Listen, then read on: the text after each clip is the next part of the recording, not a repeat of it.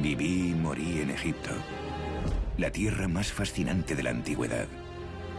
Y también la que más tiempo dedicó a pensar en la muerte. Si hubo algo que nos obsesionó a los antiguos egipcios, fue alcanzar la eternidad. Con este fin, levantamos monumentos colosales, pirámides y otras tumbas llenas de riquezas.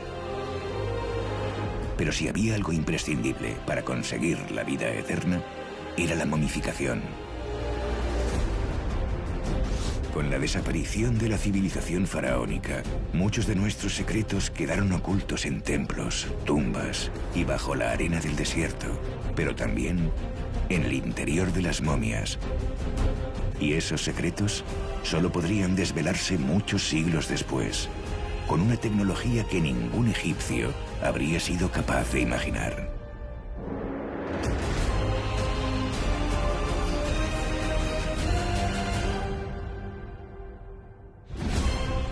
La historia secreta de las momias. La momia dorada.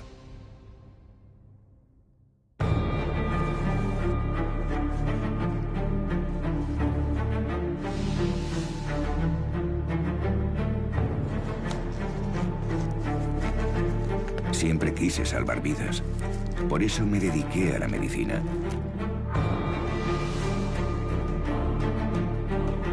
A lo largo de mi vida he atendido a personas de todo tipo, desde los más humildes a los más poderosos.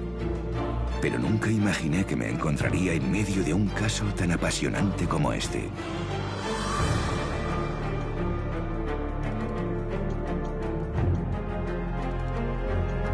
La primera reacción cuando nos planteó la dirección la posibilidad de sacar las momias para realizarles un escáner fue no, rotundo, no, las momias no se mueven.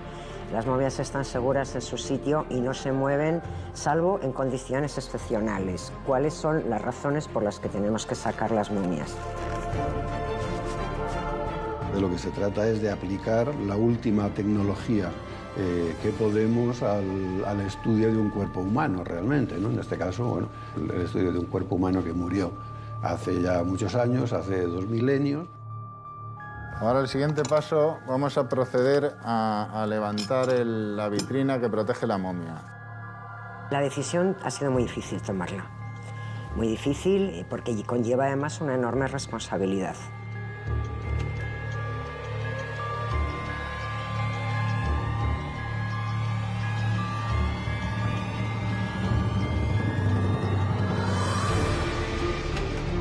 Llevarlas fuera del museo a un hospital y hacerles un TAC, creo que nos va a dar muchísima información sobre ciertos aspectos que sin ello no podríamos conocerlos.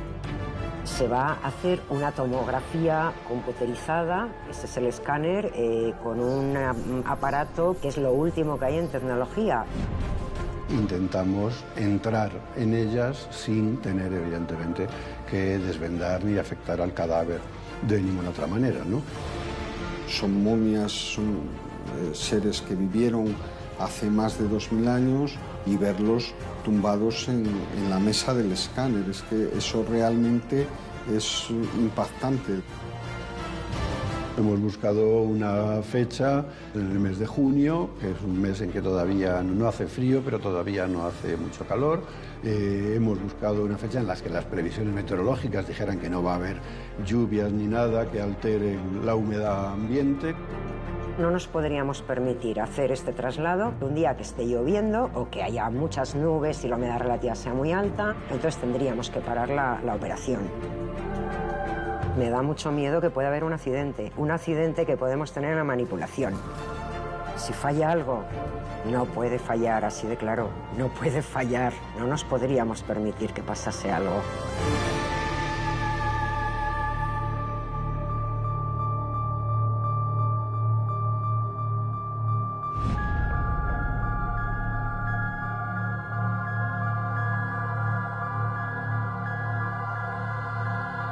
Estamos en el Hospital Quirón, Madrid, y esta noche vamos a realizar un estudio a las momias del Museo Arqueológico Nacional.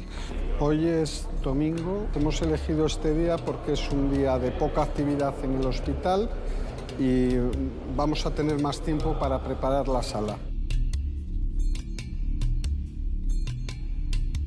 Las recibiremos alrededor de medianoche y durante la madrugada haremos el estudio de 3 momias egipcias y una momia guanche. Ha llegado la hora de la verdad. Tenemos todos los protocolos estrictos, todo ensayado, todo preparado. También el tiempo nos acompaña, la climatología es perfecta, pero ahora es la hora de la verdad. Empezamos a mover las momias. Bueno, yo creo que el sentimiento común que tenemos todo el equipo es un sentimiento, por supuesto, de responsabilidad y nos causa respeto.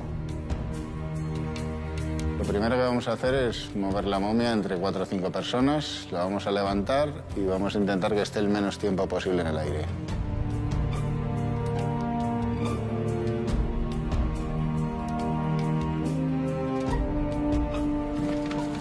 Aguantadla ahí. Fuerte, fuerte, con cuidado. Ya está. Aunque queramos controlar los riesgos, siempre se nos puede ir algo, ¿no? Siempre puede haber un accidente. Bueno, estamos protegiendo e inmovilizando la momia. Entonces nos aseguramos de que esté bien sujeta y a la vez protegida. Escanear a unas momias egipcias es todo un acontecimiento. Entonces, sea lo que sea que haya dentro, alguna pista o alguna información nos va a dar acerca de cómo vivieron esos personajes en el Antiguo Egipto. Ya está. El Museo Arqueológico Nacional tiene 3 momias egipcias y una guanche. Y de las egipcias, 2 son mujeres y una de ellas es un hombre. Extremado cuidado, ya sabéis, con muchísima delicadeza. Vamos, a la de 3, por favor. 1, 2, 3. Bajamos, bajamos. Ahí estamos. Segunda momia, también lista para su traslado. Hay 3 momias egipcias y, sin duda alguna, la estrella, por denominarla así, es la momia dorada, el sacerdote Nespamedu. Pues estamos ante la momia más importante que conserva el Museo Arqueológico Nacional. Y del patrimonio español es única. No hay nada igual, es irrepetible. Sabemos que es un varón que vivió en época tolemaica, que fue un gran sacerdote del dios Imhotep. Debió de ser un alto funcionario por la buena momificación que tiene. Esta momia es especial y luego dentro de las sensaciones físicas está la dificultad que esta momia en concreto es la más pesada con mucha diferencia de todas las que vamos a mover. Bueno, ahora mucho cuidado, que esta es una operación de altísimo riesgo. ¿Estamos todos listos? ¿Preparados? 1, 2, 3, arriba. En este momento la estamos levantando y vamos a meter un carro debajo. Es el momento más peligroso. Colocadla despacio, con mucho cuidado. Ahí está, perfecto. Ahora vamos a proceder una vez más a amortiguar y proteger la pieza dentro de la camilla. La cubriremos, la taparemos con su vitrina y ya estará lista para el transporte. Ahora vamos a proceder a mover la momia guanche.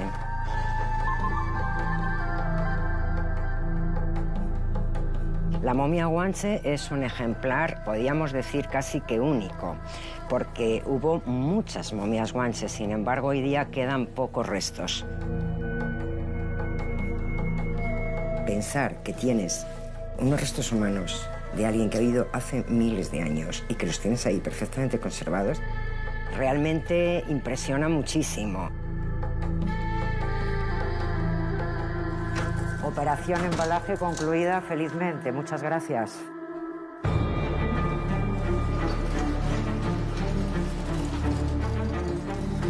Ya tenemos las momias perfectamente embaladas, entonces vamos a trasladarlas por los pasillos del museo hasta el muelle de carga e introducirlas dentro del camión. Pues estamos impacientes porque lleguen. Llevamos aquí desde las 8 y la verdad que con mucha impaciencia por recibirlas. Hemos experimentado con 2 rutas distintas y finalmente nos hemos decidido por la ruta más larga porque la vemos más segura. porque el firme está mejor, tiene menos curvas, entonces preferimos hacer 10 kilómetros más, ir con más seguridad y así evitamos vibraciones.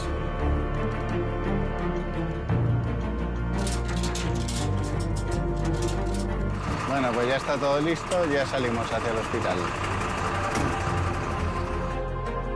Y así fue como comenzó el viaje más importante de mi vida. Un viaje desde el siglo XXI hasta el antiguo Egipto, donde se descubrirían secretos que habían permanecido ocultos durante siglos.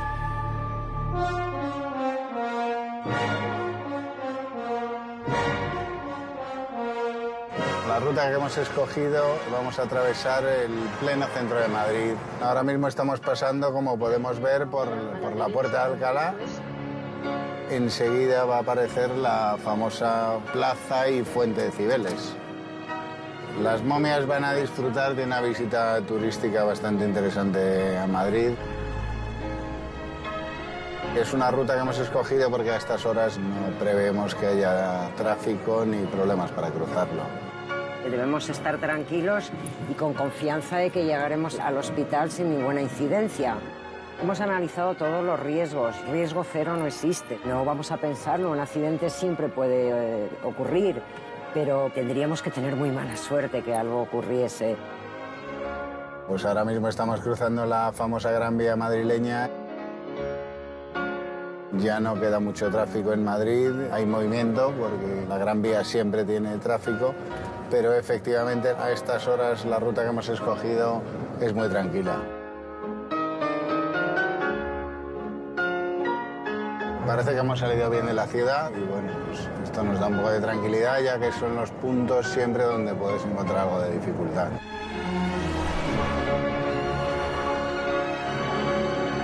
Y sí, Teresa, nos quedan prácticamente 5 minutos para llegar. Estamos muy cerca, todo en orden.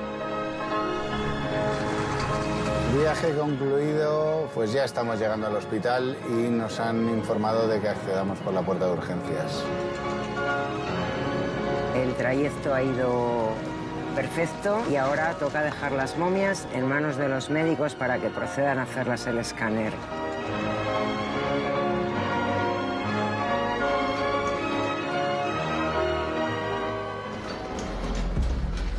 Bueno, pues ya tenemos todo preparado y vamos a verlo, vamos a comenzar.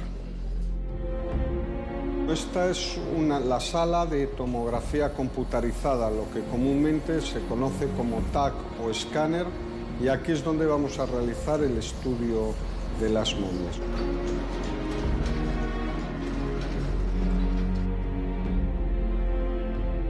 Las momias, una vez que las extraemos de sus urnas, las vamos a pasar aquí entre varias personas con mucho cuidado. La vamos a poner encima de la camilla. Este proceso consiste en pasarlas a través de este túnel y aquí se van a adquirir las imágenes. Serán unas 2.500 imágenes por cada momia.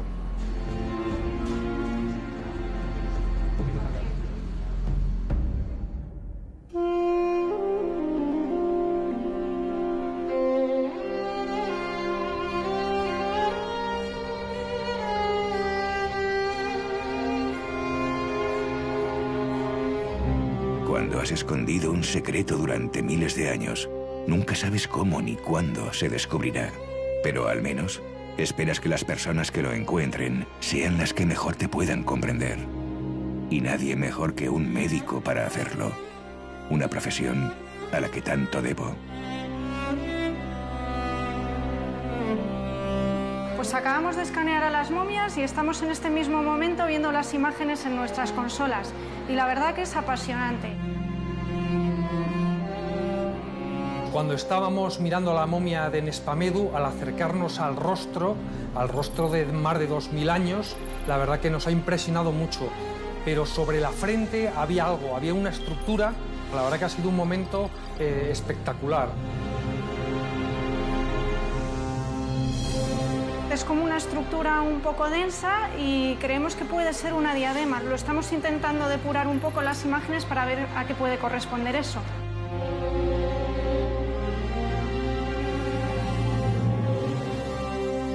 Una diadema. Una diadema, es como una diadema.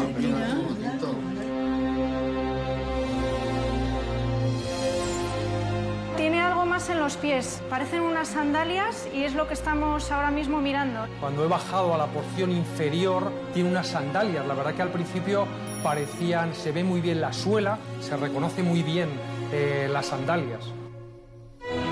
Estamos en este momento trabajando las imágenes con los egiptólogos al lado y la verdad que es que están emocionados porque están reconociendo objetos de gran importancia cultural e histórica. Después de reunirnos todos alrededor del monitor y ver estos dos primeros hallazgos, bueno, nos quedamos todos boquiabiertos, emocionados, pensando que era una noche mágica, una noche única, que teníamos además mucha suerte de poder estar allí viendo. Una emoción absolutamente indescriptible. Sabíamos que era una momia especial, pero claro, no sabíamos con lo que nos íbamos a encontrar dentro al estar vendada. Nespá Medu es que ha sido una sorpresa maravillosa. Que todos vimos cosas maravillosas por primera vez después de más de 2000 años. Se abre el proceso más complicado, que es el de pararse con cada momia, empezar a analizar todos los datos e imágenes que hemos obtenido y a partir de ahí análisis de datos, de huesos, de todo lo que pueda haber en el interior. La verdad que estoy deseando ponerme otra vez en la estación de trabajo y desentrañar todos los hallazgos que tenga. Aquella noche fue emocionante y daría mucho que hablar. Y aunque aquellos hallazgos eran tan solo el principio de todo lo que vendría después, fue el primer paso para que hoy pueda contarles esta historia. La Clínica Quirón de Madrid ha recibido esta noche a 4 pacientes realmente excepcionales. 4 momias del Museo Arqueológico Nacional que han salido de sus vitrinas para someterse a un estudio radiológico de alta resolución. Se trata de 2 mujeres egipcias, un sacerdote y un hombre guanche. Imágenes de alta resolución nunca vistas, proporcionadas por una máquina única en España. En unos días sabremos mucho más sobre cada una de las momias.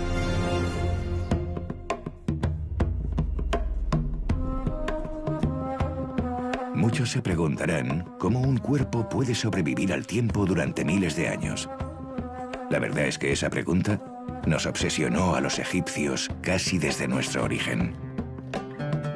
No importaba que fueras faraón, noble o campesino. Todos deseábamos ser momificados. Un ritual que duraba 70 días y al que solo los más privilegiados teníamos acceso. Los egipcios creían en el más allá. Tenían que seguir viviendo en el más allá, pero necesitaban el cuerpo.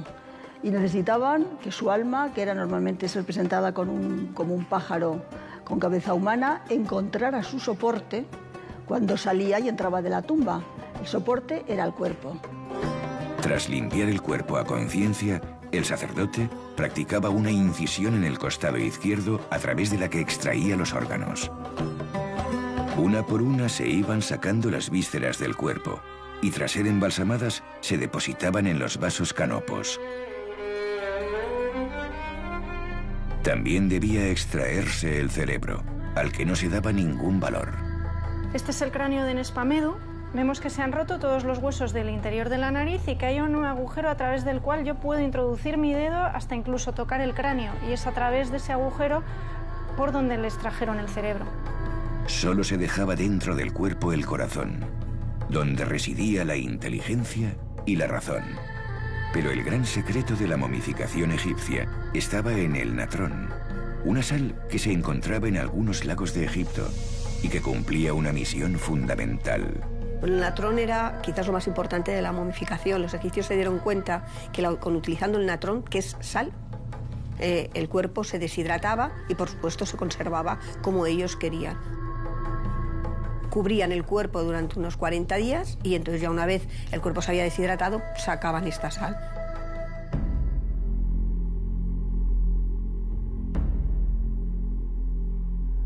Al retirar el natrón, llegaba la hora de vendar al difunto.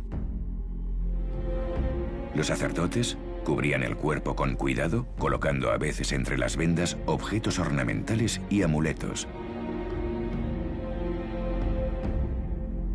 Después, lo untaban con resinas y aceites aromáticos que ayudaban también a conservarlo. La momificación se realizaba siempre de la mano de Anubis, el dios que acompañaría al difunto en su viaje al inframundo.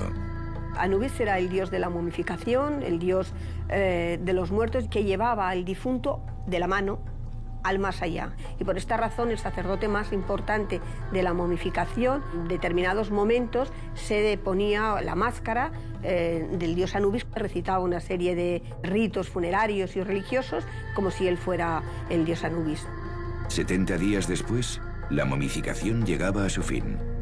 Tras cubrir el rostro con una máscara y recitar los últimos ensalmos mágicos, la momia se introducía en el ataúd. El cuerpo del difunto ya estaba preparado para sobrevivir a la eternidad, aunque para alcanzarla, antes debía hacer frente al juicio de Osiris.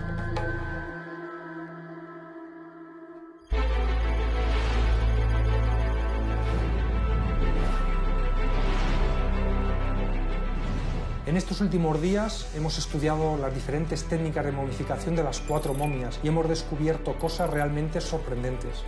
En las momias egipcias se les han extraído todas las vísceras de su interior, excepto el corazón.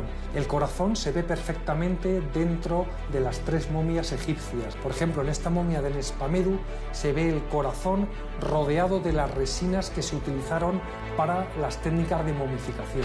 Sin embargo, la momia Guanche presenta todas las vísceras en su interior, como podemos ver aquí perfectamente, que se ven los pulmones, el corazón y el hígado desecados. El estado de conservación de la dentadura de las momias egipcias nos ha sorprendido por el mal estado en el que se encontraban. Se sabe que consumían mucho cereal, era la base de su dieta, y que este cereal aparecía mezclado con grano, arena, y eso lo que provocaba era muchísima abrasión del esmalte, de la corona de los dientes, que probablemente condujo a estos personajes a sufrir de unos dolores terribles de muelas, en contraposición con la dentadura de la momia Guanche, que es un ejemplo de dentadura perfecta.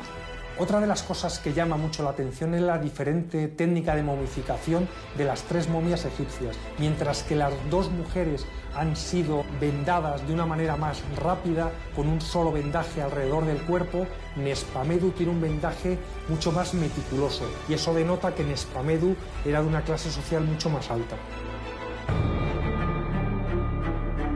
En efecto, en el antiguo Egipto no todas las momias eran iguales. El poder que alguien había tenido en vida se reflejaba también al morir en la calidad del vendaje, en los adornos y, por supuesto, en el entierro. Cuando una persona importante moría, un cortejo de autoridades, sirvientes y plañideras acompañaban al difunto y a sus familiares hasta la tumba. Antes de depositar allí el cuerpo, el sacerdote realizaba el ritual de apertura de la boca. Con esta ceremonia se abrían simbólicamente los sentidos. La persona resucitaba y ya estaba lista para vivir en el otro mundo. La apertura de la boca y de los ojos es, y además se llama así, el aliento a la vida, el aliento de la vida. Darle vida a ese difunto para que en el más allá hiciera lo mismo que haces en vida. Puedas ver, puedas respirar, puedas comer, puedas hablar, relacionarte con los dioses. Después, la momia era llevada al interior de la tumba, donde se depositaba junto al ajuar funerario y a los vasos canopos. La tumba era sellada a conciencia para garantizar el descanso del difunto y evitar los saqueos. Ya no quedaba más por hacer. El camino hacia el inframundo era algo que cada uno debía hacer en soledad.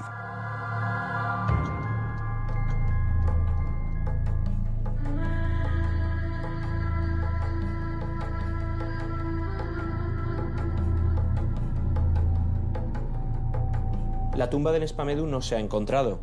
Entendemos que debió estar situada en la zona de Saqqara, porque es donde se encontraban las tumbas de estos nobles.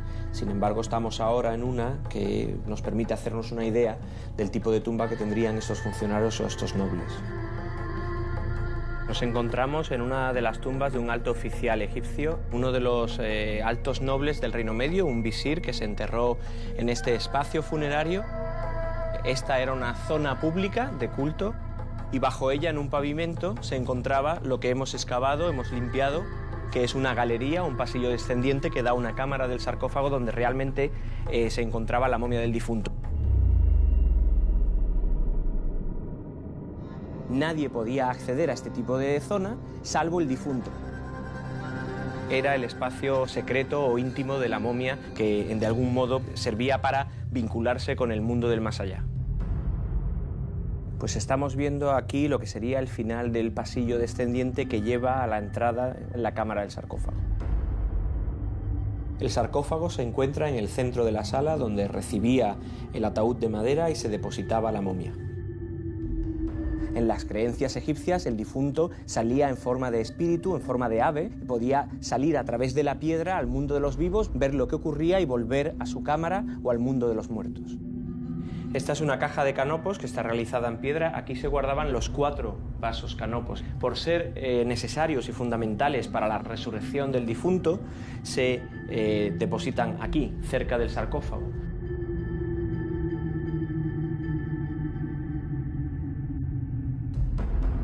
Estamos ahora mismo en la entrada de la cámara donde se depositaban las jarras, los materiales que se habían utilizado en el proceso de momificación.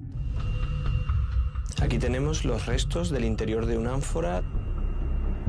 Contiene, entre otras cosas, vendas, rollos de vendas. Esta venda tiene 4.000 años y el textil aún aguanta los tirones. Es un textil muy bueno. Tiene incluso algunas manchas, quizás de la sangre del difunto. También hay bolsas de natron que contienen las sales que se utilizaban para desecar al difunto. Lo que queda claro es que los egipcios conocían muy bien la técnica de momificación, sabían qué tenían que hacer y cómo embalsamar cada una de las distintas partes del cuerpo. Bueno, sorprendentemente las momias femeninas están muy bien conservadas en lo referido a partes blandas, ¿no? Puedes ver esa forma facial de las partes blandas cubriendo el cráneo. Pues realmente es increíble lo que hemos encontrado bajo las vendas de las momias femeninas, porque allí donde no pensábamos que íbamos a encontrar gran cosa, salvo huesos, hemos podido apreciar que se conservaban en perfecto estado no solo la piel, sino otras partes blandas, incluso orejas, parte de la nariz, y esto nos está permitiendo reconstruir de un modo muy fidedigno cómo fue el rostro de estas 2 mujeres.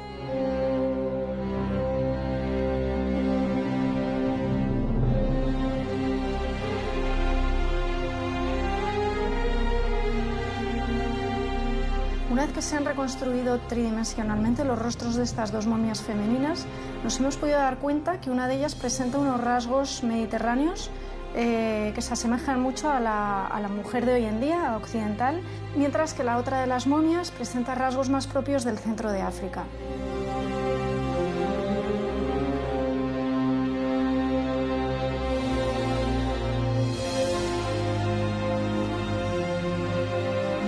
Bueno, las 2 momias femeninas egipcias presentan aspectos diferentes porque una de ellas procede del norte, del delta, en la ciudad de Alejandría, donde habría una población mayormente griega en un momento determinado, y la otra de Tebas, al sur de Egipto, donde la población podría ser plenamente egipcia, nativa, o incluso nubia, con caracteres afroasiáticos o negroides.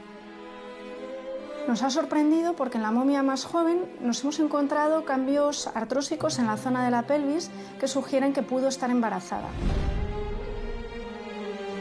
Bueno, la sociedad egipcia faraónica, como ocurre con muchas sociedades en la antigüedad, trataba con respeto, apreciaba el papel de la mujer, pero realmente estaba muy centrado en el mundo de lo doméstico, el ámbito de la casa. Bueno, con esto hemos terminado la reconstrucción de las momias femeninas. Ahora lo que vamos a hacer es centrarnos en Espamedu, que tiene más complejidad por todos los adornos y que creo que será un trabajo muy intenso e interesante. Lo estamos analizando en profundidad porque pensamos que debajo de las vendas hay muchas cosas más.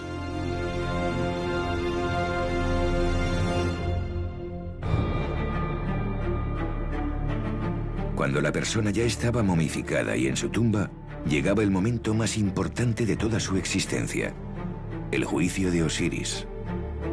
En un plato de una balanza, Anubis colocaba el corazón, donde residía el bien y el mal. En el otro, la diosa de la justicia, Maat, ponía su pluma. Tras analizar los actos que el difunto había hecho durante su vida, se emitía un veredicto. Si el corazón y la pluma tenían el mismo peso, el difunto sería aceptado en el reino de los dioses. Si no, sería devorado por la diosa Amit y desaparecería para siempre. En estos días hemos vuelto a tener grandes sorpresas. Debajo de los vendajes de Nespamedu hemos descubierto un collar muy grande, así como unas pulseras y unos brazaletes. Y seguimos investigándolo porque creemos que puede haber nuevos objetos. Pues los objetos que lleva Nespamedu en su cuerpo, que son el collar User, los brazaletes, las sandalias, hay que interpretarlo como un signo de poder. Nespamedu tuvo en el pasado un reconocimiento dentro de la comunidad en la que vivía. La diadema que lleva Nespamedu sobre la frente, que es la representación del escarabeo alado, es decir, de Khepri, es una representación de la vida. Khepri es la vida, es la resurrección en el más allá. Bueno, este tipo de collar en Egipto se llama Useg y es una representación muy común, lo vemos en las tumbas, tanto en hombres como mujeres y tanto en la vida como en la muerte. Es un signo de prestigio. El collar Useg, los brazaletes, las sandalias, hay que interpretarlo como un signo de poder. Sí, yo llegué a tener poder en vida, mucho más del que nunca imaginé. Pero el mayor de los privilegios era haber nacido en el Egipto de los faraones, la tierra más deslumbrante que la humanidad había conocido jamás.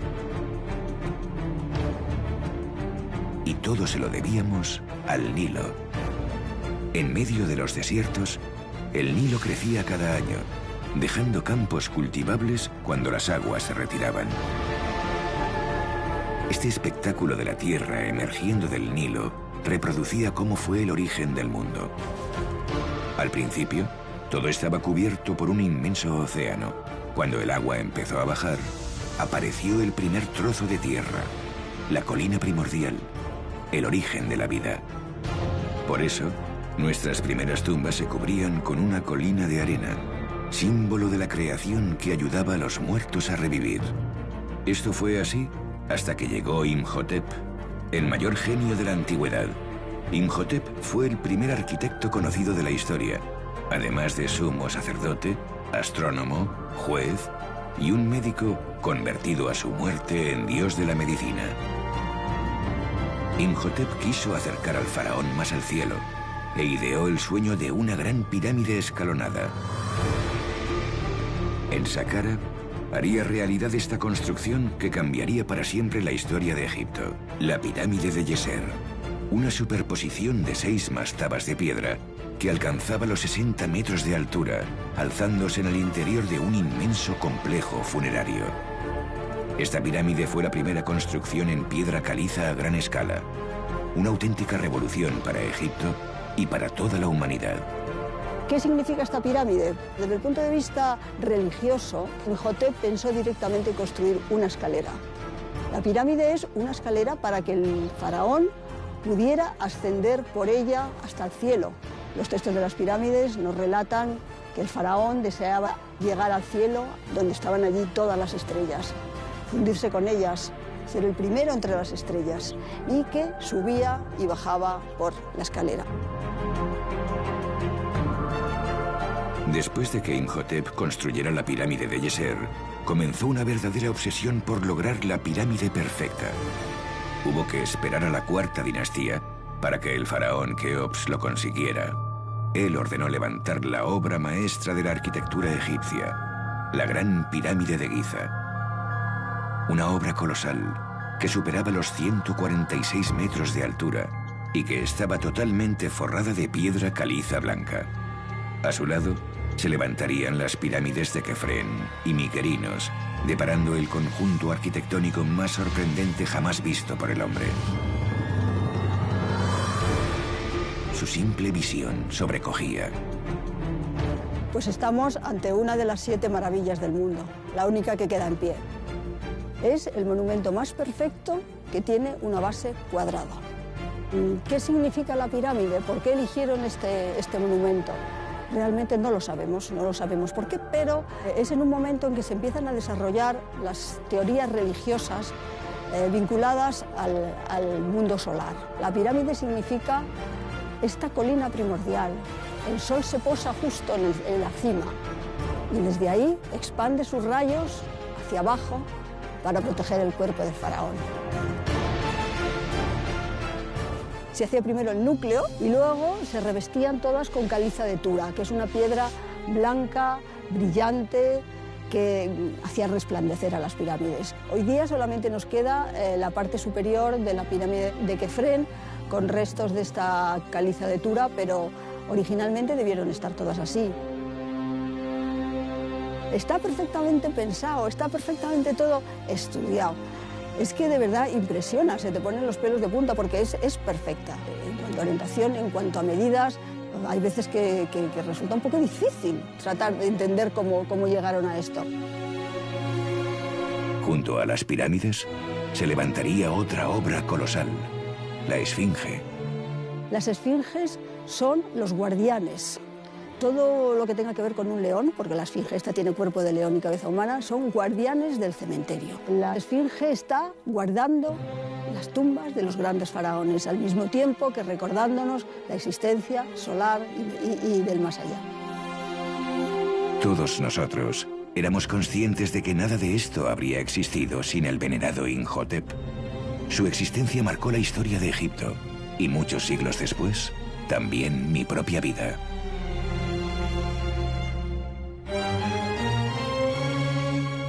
Hemos iniciado el análisis de la iconografía y de los textos que aparecen en las 5 piezas de cartonajes de Nespamedu.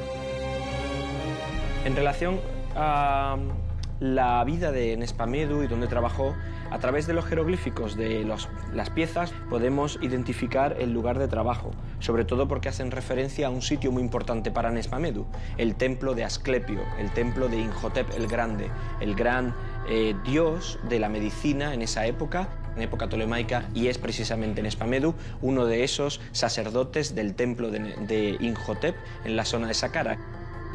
En el cartonaje que protegía a las piernas hemos encontrado un grupo de jeroglíficos que representan la titulatura de Nespamedu. Entre otros títulos tiene uno muy particular y muy interesante que le hace muy especial y le distingue de otras personas de su época.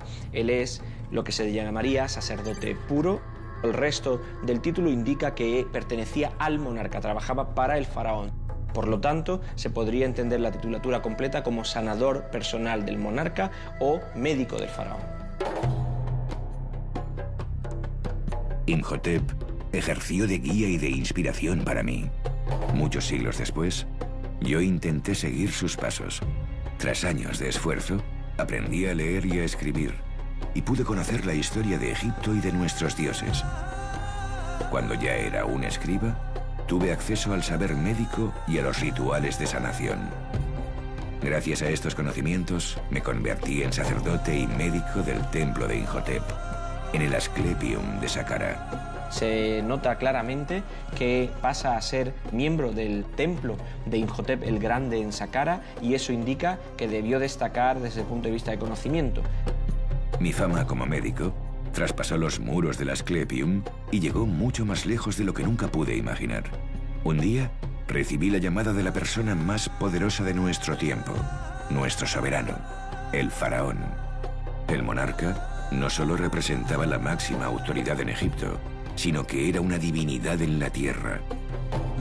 Alrededor de su figura corrían todo tipo de leyendas, pero en realidad solo unos pocos privilegiados tenían acceso a su persona.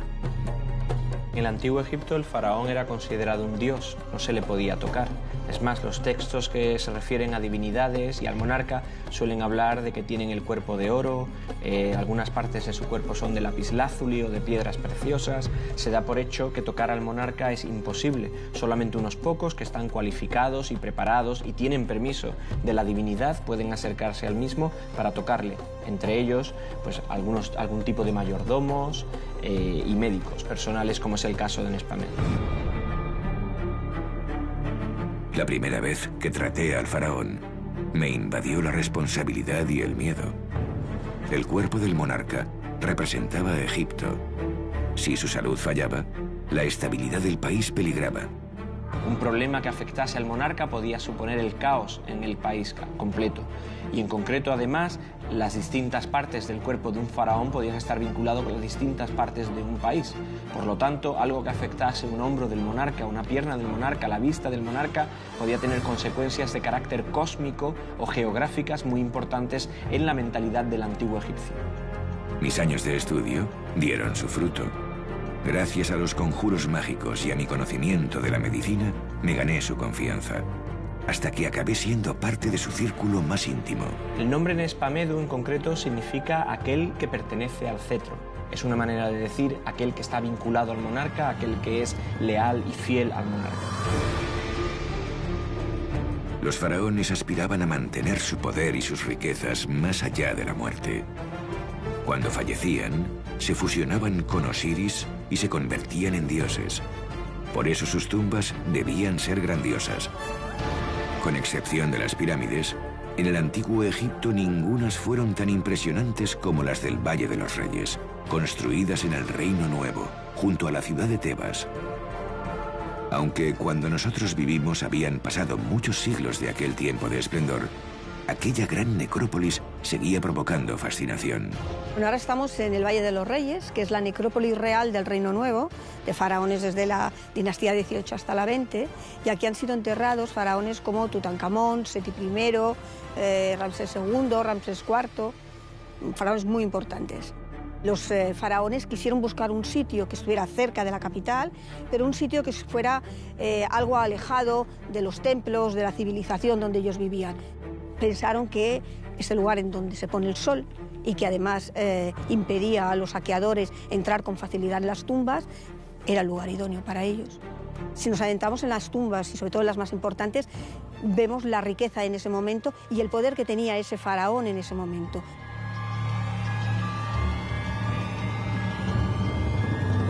Esta es la tumba de Ramsés IV, que como se puede ver es absolutamente lujosa. Bueno, con tumbas como esta, los faraones querían mostrar que el poder que tenían en vida lo iban a tener también durante la muerte, en el más allá. Los faraones, y por extensión todo el pueblo egipcio, pero los faraones querían vivir en el más allá tal y como habían vivido en la vida. Y por lo tanto, cuanto más rica, cuanto más esplendorosa fuera una tumba, cuanto más ajuar funerario tuviera, más podía mostrar el poder que había tenido mientras estaba en vida. Cuando hablo de objetos, hablo de miles de objetos. Tutankamón tenía 6.000 y no era una tumba grande. En Egipto, las grandes necrópolis se ubicaban en la orilla occidental del Nilo, el lugar donde se ponía el sol. Para nosotros, el ocaso representaba que el sol entraba en el inframundo, el reino de los muertos. En el inframundo, el difunto se enfrentaría a seres malignos y numerosos peligros. Por eso era importante protegerse mediante amuletos y un conocimiento mágico extenso. El plato fuerte, la verdad que no sabíamos que estaba por llegar, pero ha llegado. Entre los vendajes, entre el vendaje profundo alrededor de Nespamedu y el vendaje superficial, han aparecido unas plaquitas no muy densas, rectangulares, que miden 2,5 milímetros de grosor. Son muy finas y planas.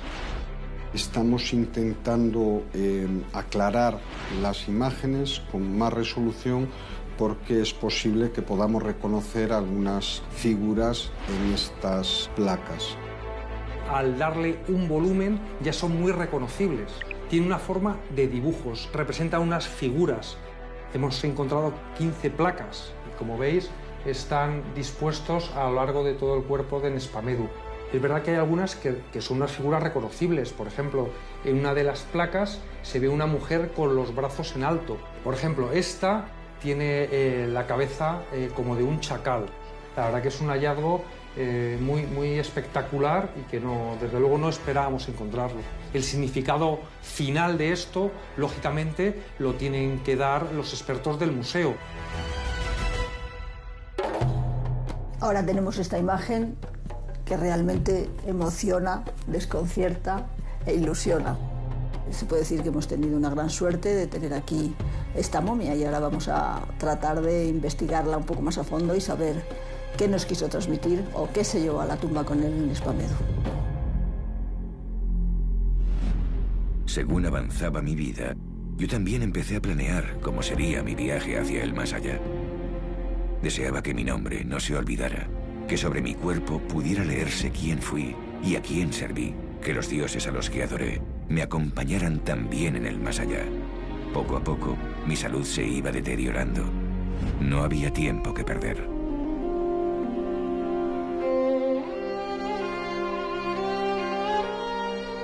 Realmente las imágenes están muy definidas, se consigue perfectamente identificar todas estas plaquitas rectangulares que en definitiva son amuletos. Todas las placas nos están contando una historia. Son generalmente divinidades funerarias, concretamente 2 series de los 4 hijos de Horus, que son los protectores de las vísceras, muy asociados también con la momificación y con el más allá. Luego hay otras 2 placas de las plañideras de Isis y Neftis, la hermana y la esposa de Osiris, que le lloran cuando él ha muerto. Y lo bonito es que están en el cartón y que están en las placas y son prácticamente iguales en la iconografía. Pero además hay 2 cosas nuevas que no están en los cartones, que son la representación del dios Tot y 2 ojos Udyat, que es el ojo de Horus. Tot es el dios de la medicina y Nespamedú era un médico. Es muy interesante que él se haya elegido, porque esto seguro eligió él, con que quería enterrarse con el patrón de los médicos, posiblemente también de los oftalmólogos, y que aparezcan 2 ojos de Horus muy relacionados también con el dios y con la resurrección. Cada día es una pieza más del puzzle que va encajando y que al final pues vamos a saber muchas más cosas de Nespamedú.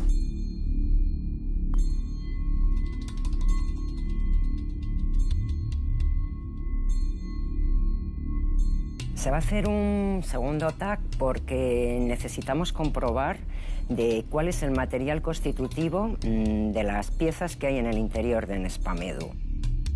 En muchas ocasiones las momias están cubiertas por estos cartonajes. Muchas veces los cartones no corresponden a las momias sobre los cuales están expuestos.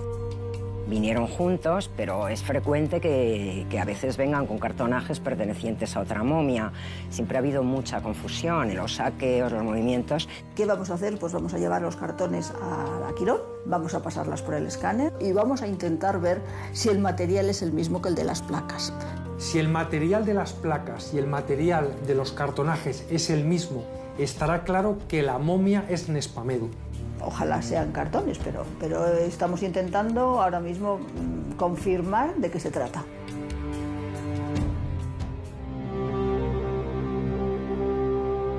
La vida media de un egipcio eran 30 años. Mi vida se apagó pasados los 55. Cuando me llegó la hora, imaginé el viaje que me esperaba tras la muerte. Sería momificado durante 70 días. Un sacerdote me ayudaría a recuperar los sentidos.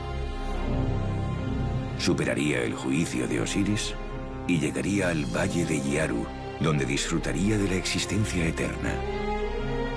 Al cerrar los ojos, supe que me aguardaba la eternidad.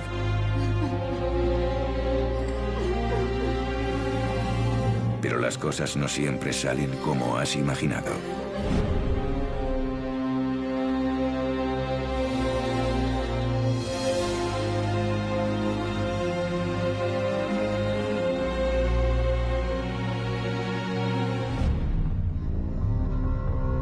Si hubo para las momias un gran enemigo en el antiguo Egipto, fueron los saqueadores.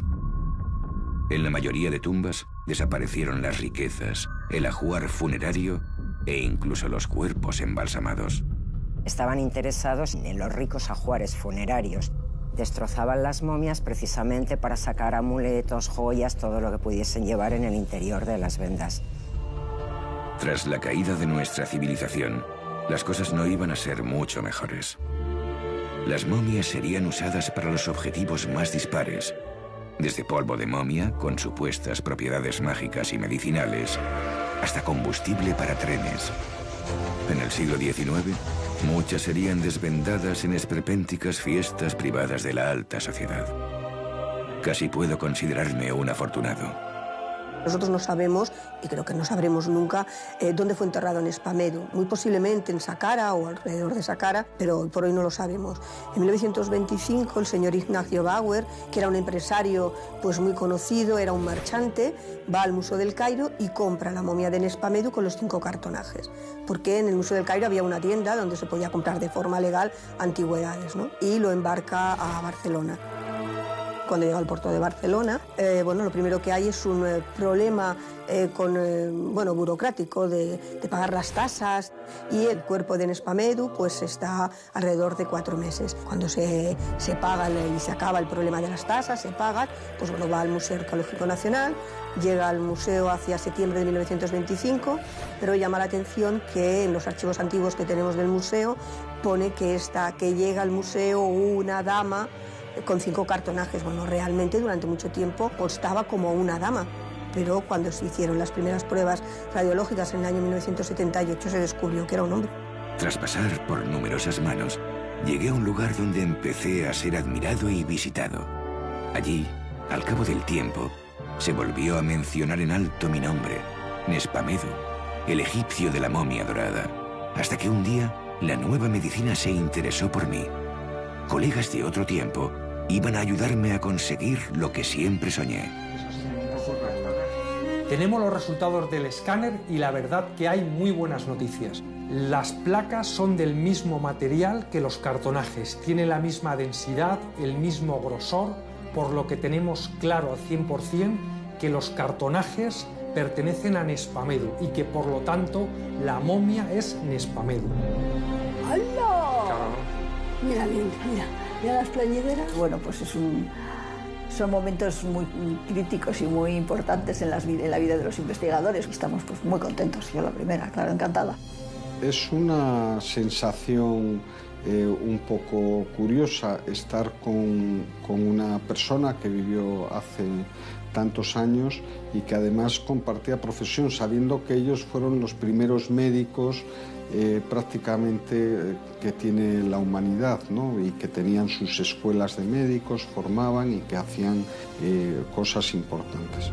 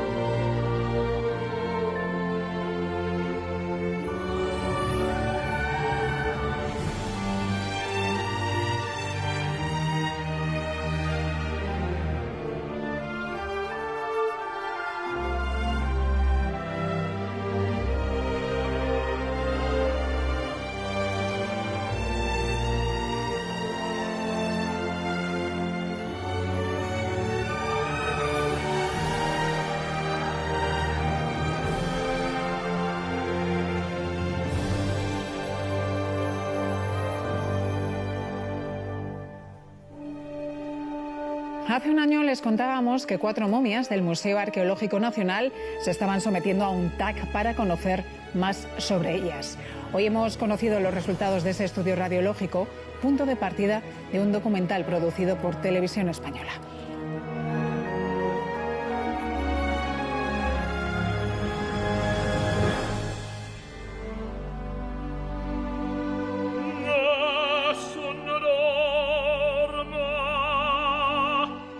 Después de los meses de investigación que les hemos venido narrando a lo largo de toda la sesión y con el gran volumen de información que nos han proporcionado las pruebas TAC, me complace presentarles el aspecto que, según nuestros escultores forenses, debía tener el protagonista de la sesión. Con nosotros, Nespamedu. La inmortalidad era el deseo de cualquier egipcio y fue el fin último de mi vida y mi muerte. Mi alma ha viajado reposando en mi cuerpo momificado durante miles de años. He atravesado desiertos y mares. He luchado contra el olvido. He permanecido dormido esperando mi momento. Ellos tenían la creencia de que cuando se citaba el nombre del difunto le hacías revivir. En este caso, A Nespamedu le estamos haciendo revivir una y otra vez. Así debió ser Nespamedu. Era un sacerdote y médico de alto rango. Nespamedu escondía en su interior 25 piezas ocultas. Nespamedu es sacerdote de Imhotep, que se llamaba Nespamedu. Responde al nombre de Nespamedu. Mi momento ha llegado. Mi nombre es Nespamedu, sacerdote del templo de Imhotep y médico personal del faraón. Mi viaje hasta aquí ha sido largo, pero al final lo logré. Ahora estoy seguro. Sé que soy inmortal.